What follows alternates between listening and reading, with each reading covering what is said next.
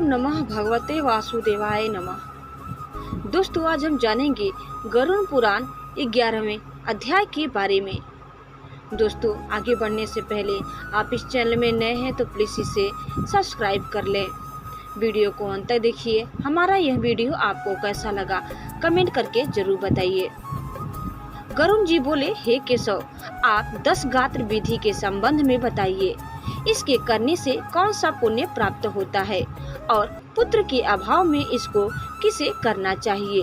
श्री भगवान बोले, हे तार्थ, अब मैं 10 गात्र विधि को तुमसे कहता हूँ, जिसको धारण करने से सब पुत्र पितृ ऋण से मुक्त हो जाते हैं।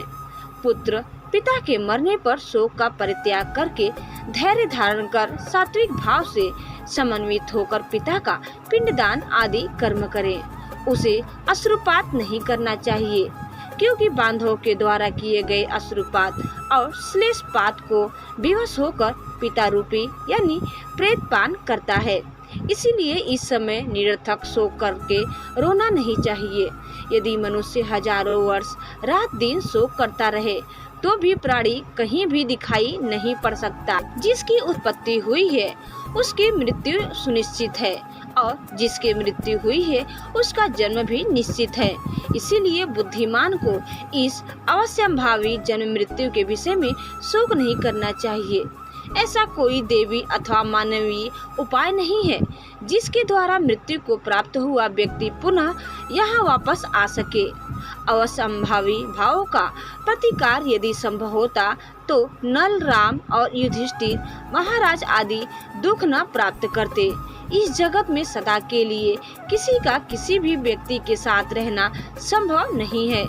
जब अपने शरीर के साथ भी जीव आत्मा का सार्वकालिक संबंध संभव नहीं है तो फिर अन्य जनों के आत्यंतिक सहवास की तो बात ही क्या।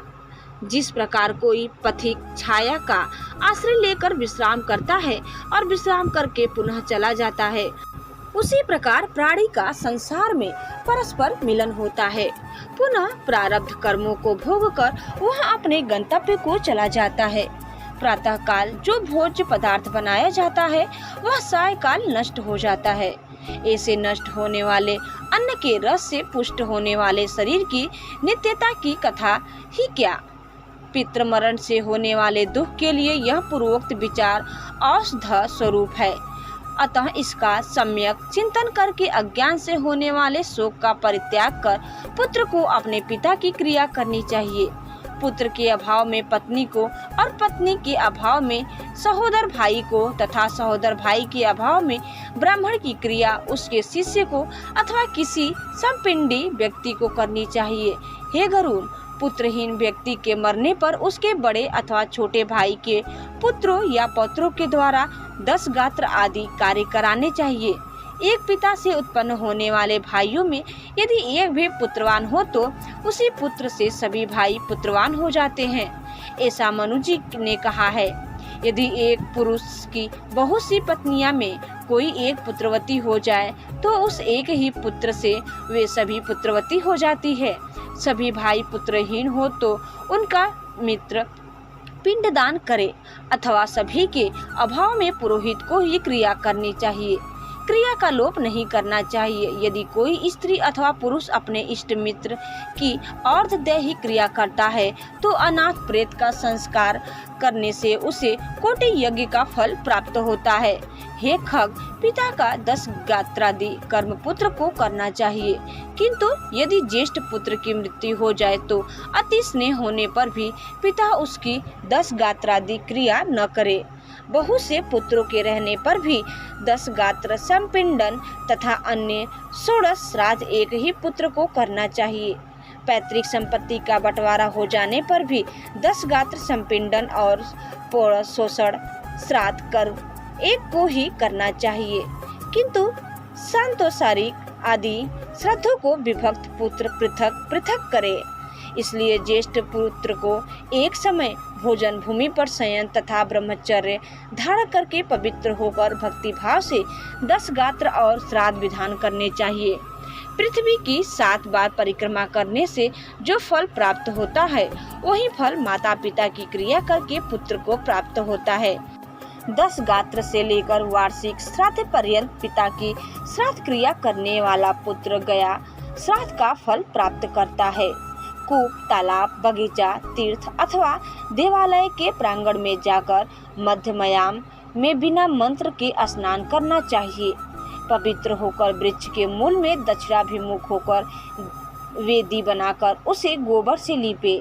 उस वेदी में पत्ते पर कुश से बने हुए दर्भनमय ब्राह्मण को स्थापित करके पद्यादि से उसका पूजन करे और अत पुष्प संकाश यानी पुष्प संकाश पीत वास सस मुच्यतम ये नमस् संति गोविंदम न तेषां विद्यते भयम इत्यादि मंत्रों से उसे प्रणाम करे।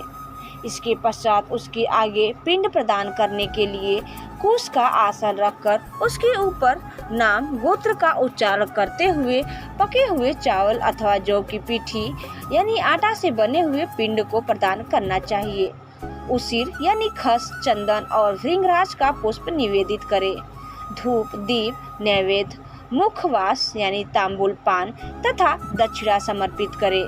तदंतर कांकान दूध और जल से परिपूर्ण पात्र तथा वर्धमान वृद्धि क्रम से दी जाने वाली जलांजलि प्रदान करते हुए यह कहे कि अमुक नाम के प्रेत के लिए मेरे द्वारा प्रदत्त यानी यह पिंड आदि सामग्री प्राप्त हो। अन्न, वस्त्र, जल, द्रव्य अथवा अन्य जो भी वस्तु प्रेत शब्द का उच्चारण करके मृत प्राणी को दी जाती है उससे उसे अनंत फल प्राप्त होता है, अच्छे तृप्ति प्राप्त होती है। इसीलिए प्रथम दिन से लेकर संपिंडकरण से के पूर्व स्त्री और पुरुष दोनों के लिए प्रेत शब्द का उच्चारण करना चाहिए। पहले दिन विधि पूर्वक जिस अन्न का पिंड दिया जाता है उसी अन्न से विधि पूर्वक 9 दिन तक पिंडदान करना चाहिए। 9वें दिन सभी सपिंड जनों को मृत प्राणी के स्वर्ग की कामना से तैलाभ्यंग करना चाहिए और घर के बाहर स्नान करके दूब एवं लावा लेकर स्त्रियों को आगे करके मृत प्राणी के घर जाकर उससे कहे कि दुर्वा के समान आपके कुल की वृद्धि हो तथा लावा के समान आपका कुल विकसित हो। ऐसा कह करके दुर्वा समन्वित लावा को उसके घर में यानी चारों ओर बिखेर दे।